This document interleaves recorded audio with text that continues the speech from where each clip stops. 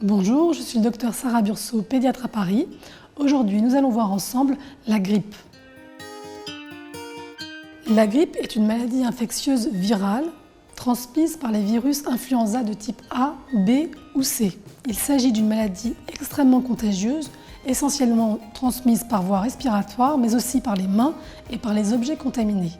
La grippe touche tout le monde, mais si les personnes âgées sont les plus vulnérables, ce sont surtout les enfants qui sont les vecteurs principaux de la maladie. Elle sévit par épidémie hivernale dans notre pays tempéré. Il faut savoir que l'année dernière, elle a touché environ 4 millions d'individus avec une très forte prévalence chez les 5-15 ans.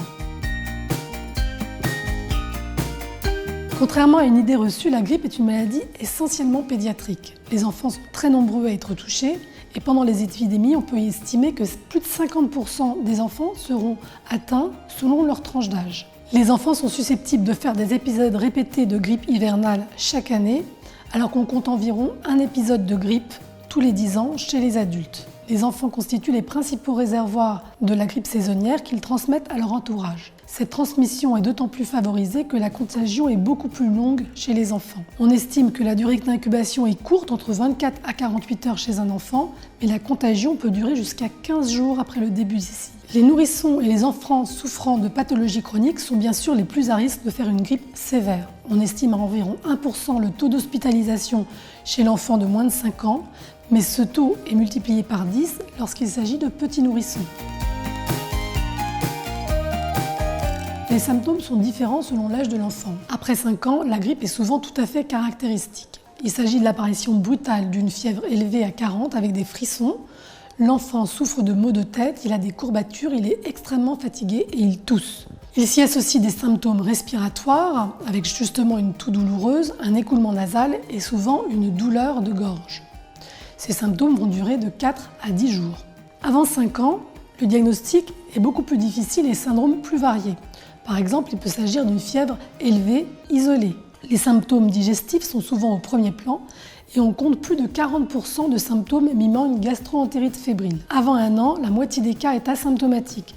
Mais lorsque la grippe s'exprime, elle est souvent très sévère et conduit à l'hospitalisation du bébé. Les complications de la grippe touchent surtout les jeunes nourrissons ainsi que les enfants souffrant de pathologies sous-jacentes, comme de l'asthme, comme une cardiopathie ou encore chez les anciens prématurés. Ces complications sont surtout des otites aiguës. Il peut s'agir aussi de laryngite, il peut s'agir de convulsions fébriles ou encore de pneumonie, qu'il s'agisse de pneumonie virale ou bactérienne. Au maximum, il peut survenir une détresse respiratoire nécessitant une hospitalisation en soins intensifs. Il faut savoir que les rares cas de décès pédiatriques à la suite d'une grippe touchent quasiment toujours des enfants à risque qui n'ont pas été vaccinés.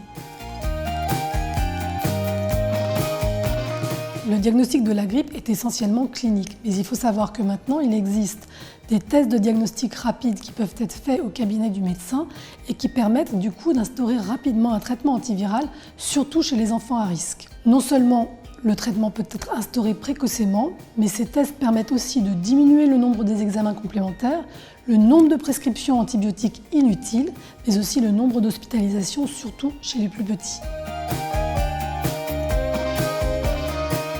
Le traitement des grippes simples fait appel à du repos à la maison avec une bonne hydratation et des antipyrétiques comme le paracétamol ou l'ibuprofène.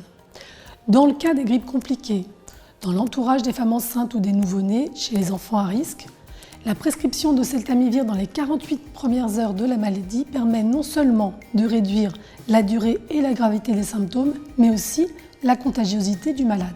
La prévention de la grippe repose sur la vaccination. Celle-ci est recommandée dans tous les groupes à risque, notamment chez l'enfant de plus de 6 mois, mais aussi chez les femmes enceintes. Il est recommandé chaque année. Chez la femme enceinte, ce vaccin est recommandé car il la protège elle-même contre la grippe, mais aussi son enfant à naître.